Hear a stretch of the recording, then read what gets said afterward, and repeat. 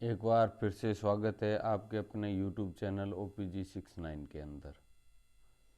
आप सभी से निवेदन रहेगा कि वीडियो थोड़ा लंबा ज़रूर बनेगा, परंतु संपूर्ण जानकारी आपको दी जाएगी, जो कि 7वीं, 8वीं, 9वीं, 10वीं, 11वीं, 12वीं रीट सभी प्रकार की तैयारी करने वाले विद्यार्थियों के लिए इम्पोर्टेंट रहेगी।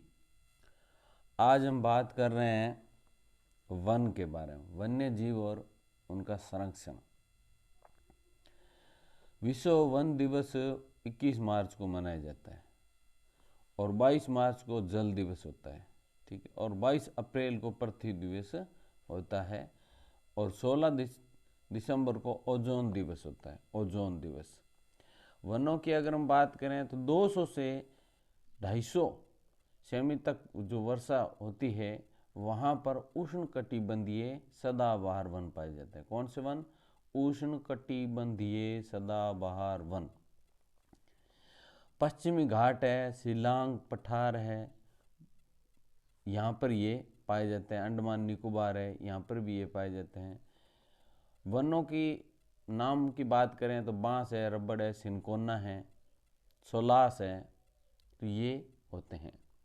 उष्णकटिबंधीय आर्द्र पर्णपाती वन जो कि 100 सेमी से लेकर के 200 सेमी तक जिनकी वर्षा वाले क्षेत्रों में पाए जाते हैं। मानसून वन को भारत की जीडीपी का सर्वाधिक योगदान है, ठीक है ना, ये भी ध्यान रखना पॉइंट है। इन वनों के अंदर, उष्णकटिबंधीय वनों के अंदर साल है, सागवान है, शीशम है, महुआ है, चंदन है, ये वन पाए जाते हैं। उपोष्ण पर्वतीय वन जो कि 75 से 100 सेमी वर्षा वाले क्षेत्र में पाए जाते हैं। जगह की बात करें, हिमालय वाला क्षेत्र हिमाचल है, उत्तराखंड है, जम्मू कश्मीर है, उत्तराखंड, हिमाचल प्रदेश, ये सभी क्षेत्र आगे कौन से? उपोष्ण पर्वतीय वन के अंदर। उष्णकटिबंधीय जो वन होते हैं वो कैसे होते हैं? 75 सेमी से वर्षा से कम जो भी वर्ष होते हैं वन वाले, यानी कि किक्कर, बबूल, विलायती बबूल, नागफणी, रामबाण, खेजड़ी, राजस्थान, पंजाब, गुजरात इसके क्षेत्र होते हैं। तो ये आपके पाए जाते हैं कम वर्षा वाले क्षेत्रों में। मैंग्रोव वन दलदली क्षेत्र में, अनुपवन में, जैसे इनके मैंग्रोव वन के क्षेत्र की बात करें अगर हम, पश्चिम बंगाल है, गुजरात है, ज्वारीय क्षेत्र है, और आंध्र प्रदेश है। सुंदरी वन मुख्य वनस्पति होती है इनकी मैंग्रोव में, ठीक है। पश्चिम बंगाल, गुजरात, आंध्र प्रदेश ये क्षेत्र हैं। इनके क्षेत्र अनुपवन, कच्छ वन, ज्वारीय वन भी इन्हीं के अंतर्गत आते हैं। सोलास वन पश्चिमी घाट और उष्णकटिबंधीय सदाबहार वन हैं, वो सोलास वन के अंतर्गत आते हैं। भारतीय वन रिपोर्ट 2017 में जो प्रकाशित हुई थी वो 15वीं थी। कौन सी थी? 15वीं। उपग्रह प्रणाली से भी ये रिपोर्ट ली जाती है, उपग्रह ऊपर जा कर के और बताता है जानकारी। और रिसोर्स सेट 2 में बांस को घास की श्रेणी में शामिल किया गया। घास की श्रेणी में क्यों शामिल किया? क्योंकि बांस है, ये घास की श्रेणी में इसलिए शामिल किया गया, इसको हरा सोना भी कहते हैं, कि आदिवासी जो लोग हैं उनका ये मुख्य आधार है बांस, जिसके माध्यम से उनकी रोजी रोटी चलती है। सरकार ने घास की श्रेणी में रख करके इनको काटने के लिए दे दिया है।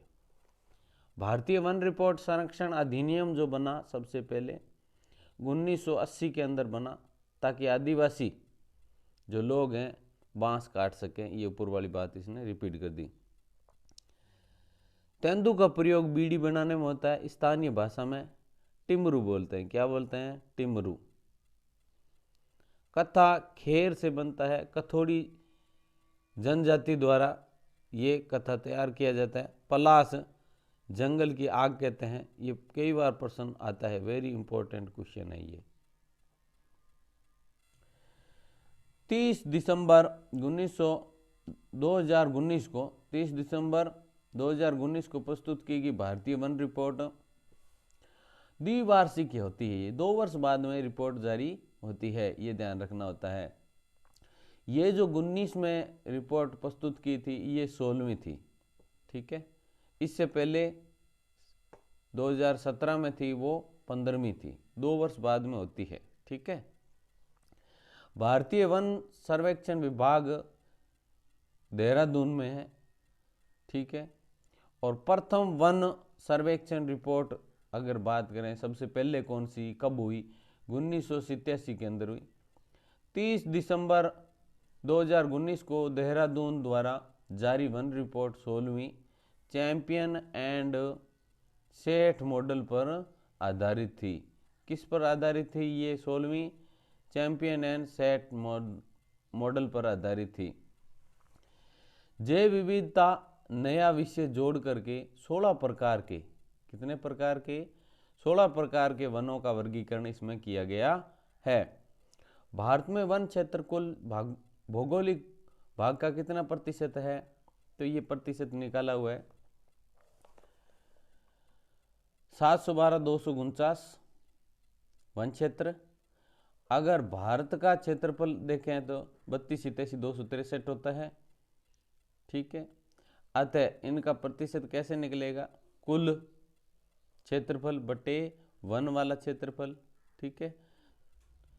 ये कुल है, सॉरी ये कुल है और ये आपका वन क्षेत्र है, ठीक है, बटे मैं कर दिया कुल और इसको गुणा में करके 100 करेंगे तो आ गया प्रतिशत 21.67 प्रतिशत इतना है और वन क्षेत्र आपका इतना है 712,249, ये लिख दिया 712,249। कुल कितना है 32,87,263 कर दिया इंटू 100, ये आपका प्रतिशत निकल गया।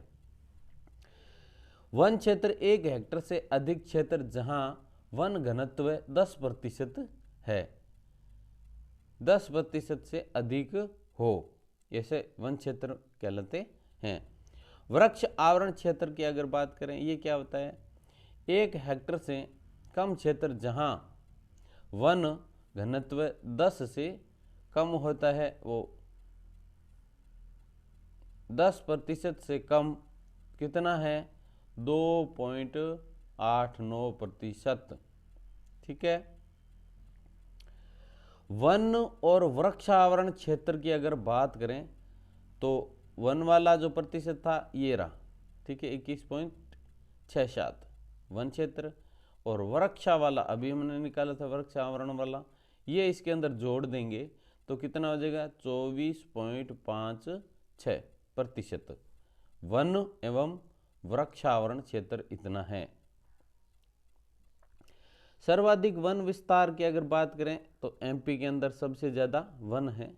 वहीं अगर यहाँ राजस्थान की बात मैं करूँ तो उदयपुर है, राजस्थान में उदयपुर है जहाँ वन सर्वाधिक है और भारत के अंदर एमपी में सर्वाधिक है। दूसरा स्थान अरुणाचल प्रदेश का, इसके बाद में आपके दूसरे छत्तीसगढ़ है, ये छत्तीसगढ़ आता तीसरे स्थान। सर्वाधिक वन प्रतिशत की अगर बात करें तो जो मिजोरम राज्य हैं इसमें 90% तक वन पाए जाते हैं। सबसे ज़्यादा वन प्रतिशत के हिसाब से मिजोरम है और वन विस्तार की दृष्टि से एमपी है।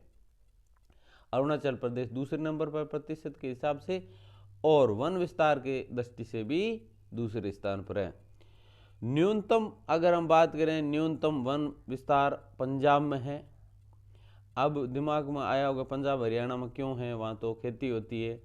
ये वहाँ इसलिए होता है क्योंकि कृषि योग्य भूमि वहाँ ज़्यादा है, इसलिए लोग वनों को कमी होती है, नहीं वन नहीं है वहाँ पर, कृषि अधिक होने के कारण, ठीक है। 33% से अधिक वन क्षेत्र वाले राज्य कितने हैं। वन नीति जो बनी 1952, 52 वन आ रहा है ना, 52 में वन आ रहा है ना, इसलिए याद रखा जा सकता है। 75% से अधिक की अगर बात करें तो 8 राज्य हैं, ठीक है। और 75% से अगर अधिक तो है आपके 5, और 33 से 75% आपके कितने हैं 8। तो 75 से अधिक वाले को जोड़ें और 33 से 75 वालों को जोड़ें तो कितने राज्य हो गए 8 और 5 कितने हुए बताइए भाई? 13%। कितने? 13%। और केंद्र शासित प्रदेश 75% से अधिक कितने हैं? 2 ही हैं। ठीक है। इधर पर्वतीय वन कितने कितने प्रतिशत है? 65% पर्वतीय वन है। अब ये सोच रहे हो कि पर्वतों के अंदर इतने प्रतिशत ज़्यादा क्यों है? क्योंकि पर्वतों के अंदर जो पेड़ पौधे होते हैं उनको काटने के लिए कौन पर्वतों पर चढ़ेगा, इसलिए वहाँ जो उग गया पौधा वो उग गया, उसको काटा मुश्किल जाता है, मुश्किल है काटना उसको। मैदान में 20 से 25% तक वन है। राज्य के अंदर आपके 33% वन है। ये वन जो है आपके स्मृति सूची का विषय है। स्मृति सूची वह सूची होती है जिस पर केंद्र और राज्य दोनों का अधिकार होता है, और अगर आपस में अनबन की स्थिति होती है तो केंद्र कार्य करता है, उस पर कानून बना सकता है। अभिलेखित वन क्षेत्र वह वन क्षेत्र है जो भारतीय वन अधिनियम 1980 या राज्यों के अधिनियम के अधिसूचित है। ठीक है ना, वो आपका होगा अभिलेखित वन क्षेत्र। मध्य प्रदेश पहले स्थान पर, दूसरे स्थान पर आपका महाराष्ट्र है, तीसरे स्थान पर ओडिशा है और चौथे स्थान पर आपका छत्तीसगढ़ है। किस प्रकार के वनों में? अभिलेखित वन क्षेत्र जो रिकॉर्ड में दर्ज हैं। अब इसके बाद आरक्षित वन क्षेत्र, संरक्षित वन क्षेत्र, अवर्गीकृत वन क्षेत्र। आरक्षित वन क्षेत्र पूर्णतया प्रतिबंधित क्षेत्र होता है, इस प्रकार के पेड़ों को नहीं काट सकते। ये कितने हैं? 38% आरक्षित वन है। संरक्षित वन ऐसे वन होते हैं जिसमें से कुछ हद तक काटा जा सकता है, ये 55% है। परंतु अवर्गीकृत जो वन है वो अप्रतिबंधित होते हैं, यहाँ पर आप पेड़ों की कटाई कर सकते हैं। इनकी जो प्रतिशत की संख्या है 6.25% है। तीनों आपके समझ में आ गए होंगे। इसको आप बिल्कुल नहीं काट सकते, इसको थोड़ा काटा जा सकता है, परंतु इसको बिल्कुल काटा जा सकता है, कोई यहाँ पर रोक टोक नहीं है। भारतीय वन्य जीव संरक्षण, इसके बारे में हम पढ़ते हैं। 9 सितंबर 1972 को जम्मू कश्मीर को छोड़ करके संपूर्ण भारत में ये लागू हुआ था। 1 सितंबर 1973 को राजस्थान में भी ये लागू हो गया था। ठीक है। 19 नवंबर 1986 को भारतीय पर्यावरण संरक्षण अधिनियम 86वां ये 86 में बना था। अच्छा। और 27 दिसंबर 1980 को भारतीय वन संरक्षण अधिनियम बना हुआ है। और पर्यावरण सम्मेलन 5 जून 1972 के अंदर वन्य जीवों के संरक्षण के लिए बना था ये। अब वर्ग भी हैं इसके अंदर, देखो, वन्य जीव वाले, प्राकृतिक वनस्पति वाले और पक्षी प्रजाति, 3 प्रकार के वर्ग बनाए गए हैं वन्य जीवों के। ये 5 जून 1972 को पर्यावरण दिवस भी मनाया गया था। ये 5 जून को पर्यावरण दिवस होता है, जो कि पूछा जाता है बहुत बार। भारतीय वन जीव 1972 में संशोधन करके अभी जो वन आपका बनाया गया है अधिनियम 2003, 1972 वाले अधिनियम को संशोधित करके 2003 अधिनियम बनाया गया है और इसका नाम रखा गया अधिनियम 2002। ये 12वीं की भूगोल की पुस्तक के अंदर दिया हुआ है, इसकी विशेषता भी बताई हुई है। अब इसमें कुछ जातियां हैं जीवों की, पशुओं की। भारल, ये लद्दाख के अंदर पाया जाता है। ये भेड़ होती है, ठीक है ना, भेड़, भारल प्रजाति की भेड़ होती है, ये लद्दाख में पाई जाती है। और जोमो है, ये भी लद्दाख के अंदर पाया जाता है। जोमो क्या होता है? एक याक की नस्ल है, बैल के जैसा होता है ये। कियांग का निवास, आप कियांग क्या है? ये गधा होता है जिसको तिब्बती और हिमाचली क्षेत्र में देखा जा सकता है। गयाल, मिथुन, या इसको सांड भी कहते हैं, ये गयाल अरुणाचल प्रदेश में पाया जाता है। हैलोक मिजोरम के अंदर पाया जाता है। गिब्बन ये एक लंगूर होता है जो कि मिजोरम में पाया जाता है। सुनहरा लंगूर असम के अंदर पाया जाता है।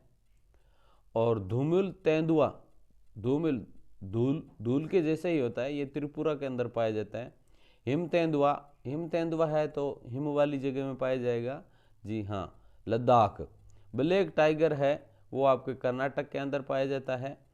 और बंगाल टाइगर बंगाल से पश्चिम बंगाल में पाया जाता है। स्थानबद्ध प्रजाति कौन सी है? मैकॉक है, लोयन है, वेल्ड बंदर प्रजाति है। पश्चिमी घाट में ये शांत क्षेत्र है ना, पश्चिमी घाट में शांत क्षेत्र में पाया जाता है।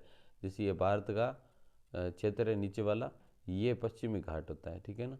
यहाँ शांत वैली है, शांत आवाज़ रहती है यहाँ, वो यहाँ ये पाया जाता है। घुड़खर है, कच्छ का रण है, हंगुल है, देवीग्राम लद्दाख में पाया जाता है। और फायरस लंगूर जो है त्रिपुरा में पाया जाता है। इंडियन पेगोलविन केरल पश्चिमी घाट में यहीं, ठीक है।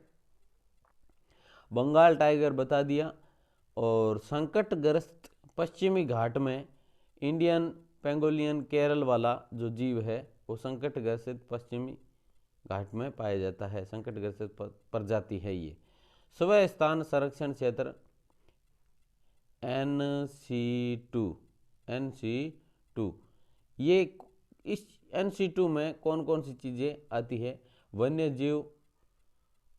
वन्यजीव वाले और राष्ट्रीय उद्यान है वो, और जैव मंडल आरक्षित क्षेत्र, ये 3 चीज़ें आती है NC2 में। वन्यजीव अभ्यारण्य,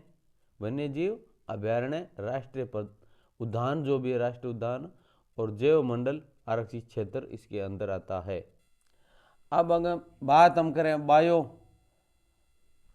बायोलॉजिस्ट पार्क कौन कौन से हैं? वही स्थान संरक्षण क्षेत्र वाले बायोलॉजिक पार्क होते हैं। XC2 में वे वन्य जीव प्रजाति जो संकटग्रस्त हैं वो XC2 में आती है, और एक जो संकटग्रस्त नहीं है NC2 में आती है। NC2 वाली तो संकटग्रस्त नहीं है, और XC2 वाली है वो संकटग्रस्त प्रजाति है जो कि मिटने के कगार पर है। जैविक उद्यान अब समाप्त होने जा रहे हैं, वनस्पतियाँ धीरे धीरे समाप्त हो रही है, बीज बैंक है, जल जीवशाला है, ये इसके अंतर्गत आते हैं। रेड डाटा बुक संकटग्रस्त प्रजातियों का उसमें प्रकाशन होता है। देखा जाता है कि इस रेड डाटा बुक के अंदर किस किस प्रजाति का संकटग्रसित है प्रजाति, वो इनका नाम रिकॉर्ड रखा जाता है। IUCN फुल नेम है इसका, प्राकृतिक संरक्षण के लिए अंतर्राष्ट्रीय संघ 1948 में बना था। स्विट्जरलैंड में इसका मुख्यालय भी है। और प्रकाशन ये 5 रेड डाटा जारी हो चुकी है। अब तक कितनी रेड डाटा जारी हो चुकी है? 5। अब इसमें प्रकारों में देखा जाए, एक स्तनधारी पक्षी, मरुस्थलीय अभ्यारण्य और मछली प्राकृतिक वनस्पति, ये 4 चीज़ें इनके अंतर्गत आती है। प्रोजेक्ट राइनोसोर का संबंध किससे? एक सींग वाले गैंडे से हैं जो कि असम के अंदर काजीरंगा में पाया जाता है। भारत में सर्वाधिक बाघ घनत्व वाली काजीरंगा परियोजना, ये ऊपर मैंने जो बात की असम के अंदर ही है। सर्वाधिक जैव विविधता वाला मानस राष्ट्रीय उद्यान असम के अंदर, राष्ट्रीय उद्यान होता है। राष्ट्रीय उद्यान वैसे होता क्या है? तो ये कुछ क्षेत्र होता है, एक जगह होती है जहाँ पर जीव जंतुओं को रखा जाता है, उनकी देखभाल की जाती है।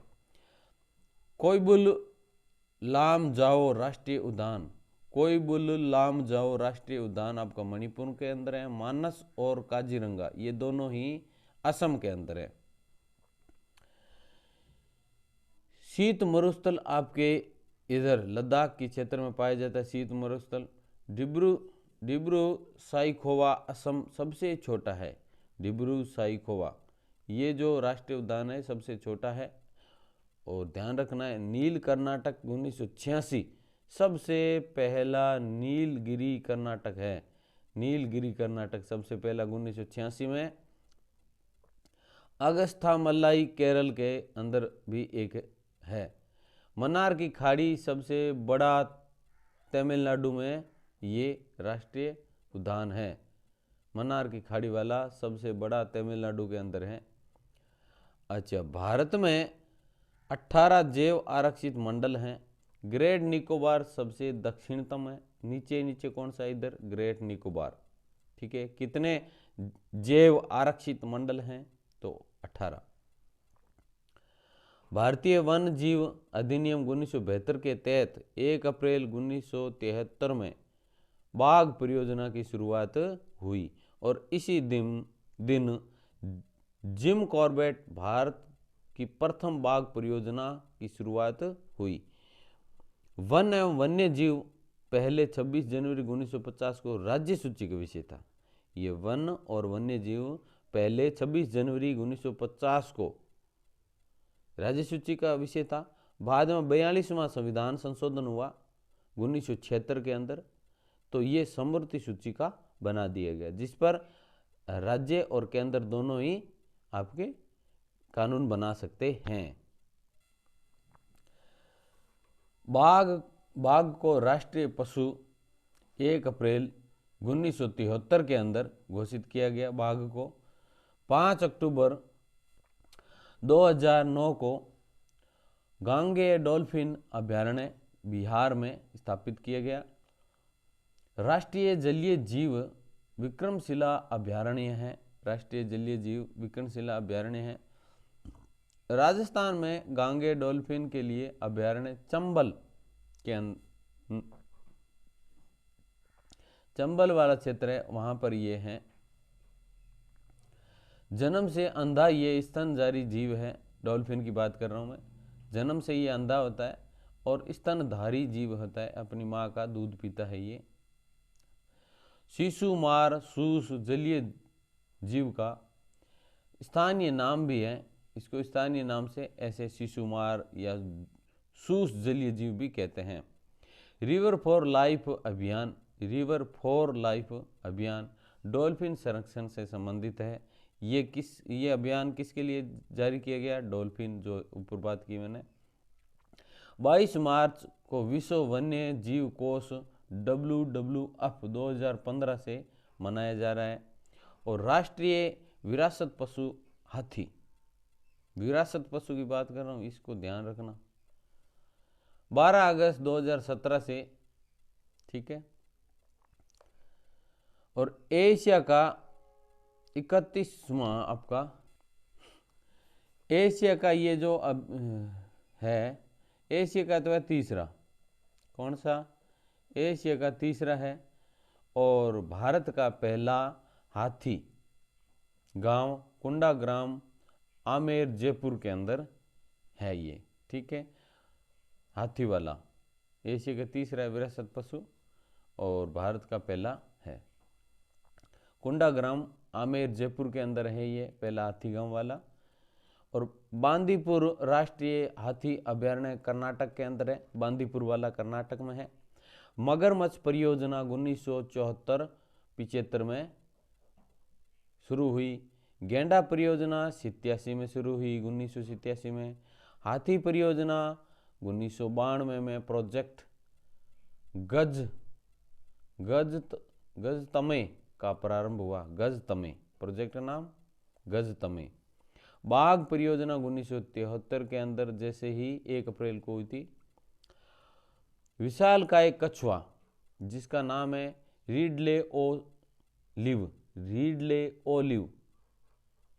ये भितरकनिका राष्ट्रीय उद्यान ओडिशा के अंदर पाया जाता है। भितरकनिका राष्ट्रीय उद्यान ओडिशा में पाया जाता है। थामिन डांसिंग बियर शंघाई मणिपुर के काइबुल लामजाओ में पाया जाता है। ये भारत के प्रमुख मैट्रियंस रिकॉर्ड में शामिल कौन कौन से शामिल हैं? केवला देवी घना राष्ट्र पक्षी बिहार भरतपुर। ये केवला देवी वाला जो राष्ट्रीय घना पक्षी विहार है ये आपका भरतपुर के अंदर है।